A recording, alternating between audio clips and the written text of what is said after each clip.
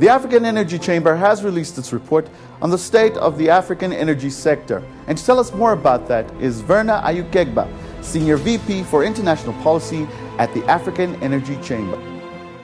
We need affordable and cheap energy to be able to push forward our industrialization. And so certainly the Africa energy sector is looking at trends in the energy sector to be able to forecast what is likely to happen and to be able to say this is how Africa needs to position itself to be able to take full advantage of our resources and to be able to support industrialization, jobs, living standards in and on the continent. The report also says that better fiscus and incentives are required in order to achieve exploration. But how is that achievable? Absolutely. It's very important to understand that we operate in a global environment with a lot of competition. And so investment dollars are always looking for where best to be able to get big returns for their investors. And so if at all you are Africa, you're competing with places like America or Latin America or other places, including Europe. And so we need a better fiscal environment to be able to say, if at all you're coming in to come and invest in Africa, certainly at the start where the resources have not yet been tapped, it is easier for you to be able to negotiate and navigate your way. It's better to be able to tap and to tax companies post these resources having been realized and materialized. So whenever you tax people before you even get to the resources in that sense, it makes it difficult for them to be able to. And so we are encouraging African governments to actively look at their existing tax policies and to be able to improve them, I would say, in a manner that it's attractive to investment, particularly drilling in the oil sector, because we want more people to be out there with rigs drilling and looking for the resources that are important for us to fuel our growth. Now let's talk climate change. Big issue across the globe. Does it still hold water?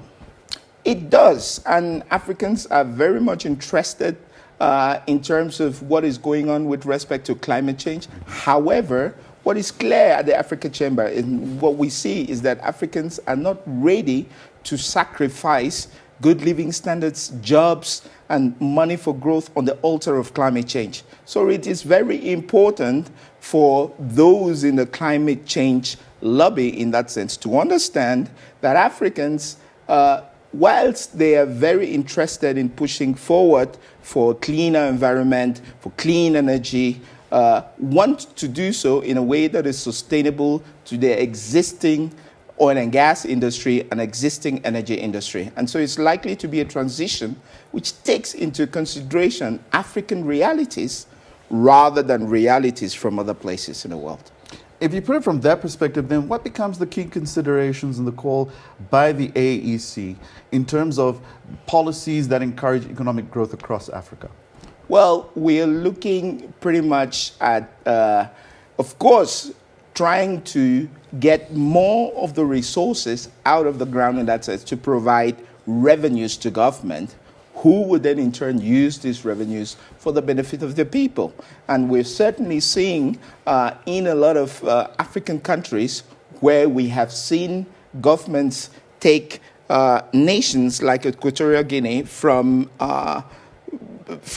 basically low income levels per capita to relatively higher income levels per capita.